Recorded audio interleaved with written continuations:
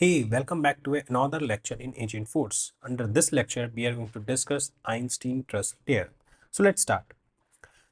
In our day-to-day activity, we are actually using so many AI sites. It could be in our system, it could be in our phone, or in a general appliances. For example, televisions or in refrigerators. We are surrounded by AI applications. The trending example of using a AI is we can take a photo and we can ask Gemini to add a background, right? And it can do it nicely. But wait a second. Do we really care what Gemini is going to do with our original image? Is it going to store that in a physical server, or it is going to share that with a third party, or it is going to delete it? Do we really care? Probably not. I personally don't care, right? But when it comes to work, this is not the case, right? There are a lot of ethical practices that we need to see if that particular AI application is following. So for personal work, we can use any ordinary AI, but for our official work, we have to use only the trusted AI. Now, there are many applications available, right? So how we will decide which one is the ordinary AI and which one is a trusted AI? So for that, I have created a sheet here where I have listed down 5 main pillars that a AI should follow. If it is following, then we can consider that AI as a trusted AI. The first pillar here is data privacy protection. That means AI should promise that it is not going to use whatever we are feeding to it. For example, I have shared a prompt where I have some confidential information. If I'm sharing this to AI should promise or give us assurance that it is not going to use that input to train its model or share that information to a third party. Okay, so that is the first pillar. The second pillar is workspace isolation. That means all my confidential information should not go beyond our server. For example, we are working in Salesforce. So if we are going to use an AI in Salesforce, our confidential information should not cross the Salesforce servers. So that is the second important pillar. The third pillar is complete transparency. That means if I am a developer and I wanted to know what information the AI engine is sending to open LLM models, I can see it. I can see each line by line information which that particular bot or AI agent is sending to a open LLM model. So that type of transparency I need. The fourth important pillar is access control. That means if an agent is assisting a user and user is asking an action, then agent should first check if the user is authorized to do that action.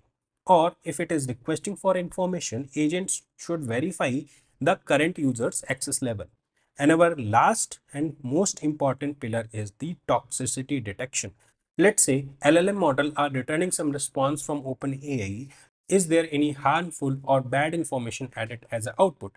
If this is the case, then AI should block it. So these are the 5 pillars that I want my AI to follow. Then only I will consider it as a trusted AI. So that is what trusted layer does in our AgentForce. Okay, so all those 5 parameters trusted layer respect, perform, and act. To better understand this, let's try to discuss a scenario. In the previous videos, we have created a IT agent, right?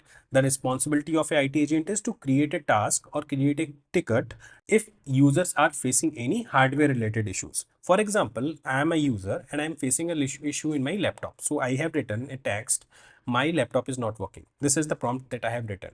Now let's see how this trust layer works here. So the first step here is employee will ask the agent, my laptop is not working. The second step is agent will identify that particular intent, and based on that it will select the proper topic, right? And let's say it find the topic, and the action that is binded to the topic is to create a case using a flow. So this is the second thing that your agent will do. After this stage, your trust layer will come into the picture, where it will see if your user is having the access to create a case. Okay, if he do not have access, then it will return a generic output by saying you do not have access, right? We have already discussed this scenario in the previous videos. After that, the fourth thing that it will do is it will apply the data masking. Data masking means it will hide the confidential details. For example, there is a serial number in your laptop. So before it actually send the request to open LLM models, it masks those serial numbers. Okay. Once the sensitive information is masked, the fifth thing it will do is it will send a request to LLM model to generate the output which it is going to represent to the user. Okay. After then, toxicity detections comes into the picture, where the output which is coming from the LLM models will be cross verified, and your agent force will check is there any toxicity added. Okay. If it is added, then it will discard it. If it is not added, then it will send it to demask it. That means whatever information we have masked at layer number 4, it will demask it. So all those serial number which it is masked by adding slash, that will be removed and the original serial number will be added. And finally, it will be represented to the user. In the backend, it will also log a audit trail, which as a developer, as an engineer, we can go and check. So these are the main responsibility of your Einstein trust layer. In upcoming lectures, we are going to deep dive to understand what is the dynamic grounding, what is data masking, and all those things. But I think now you will get to know what actually it does. Okay, so same thing I have explained here by a flow diagram. That means you have a Salesforce agent here. The agent is connected to multiple applications where users are asking questions, right? Once the prompt is received, it will go to secure data retrieval and grounding, where it will check the information which user trying to access in the database, whether they are having proper access or not. Once it is verified, then it will go to toxicity detection, data masking, then it will go to zero data retention. Here, zero data retention is a policy which makes sure that none of the information is stored outside Salesforce. That means outside OpenAI models, they don't physically store those information. So that zero data retention policy confirm this. Once the response is received, then it will again further process by toxicity detection layer. Then it will be demasked and the audit trail and the feedback will be captured. Okay, so this is the life cycle of Einstein trust layer. Now I think you get a high level idea what this Einstein trust layer does. In upcoming lectures, we are going to deep dive and things will be more clear.